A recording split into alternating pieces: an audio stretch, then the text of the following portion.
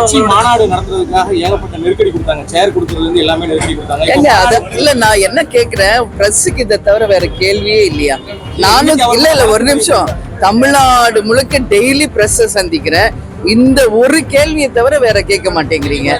நான் இல்ல நான் கேட்கறது ஃபர்ஸ்ட் புரிஞ்சுக்கணும். நான் தூத்துக்குடி வந்திருக்கேன். ஏன் மக்கள் பிரச்சனை யாரும் கேட்க மாட்டேங்கிறீங்க? இங்க மக்கள் பிரச்சனை எத்தனையோ நடந்துகிட்டு இருக்குல்ல. இன்னைக்கு உப்பளங்கள்ல மக்கள் எவ்வளவு பாதிக்கப்பட்டிருக்காங்க. சிறு குறு தொழில் பாதிக்கப்பட்டிருக்கு.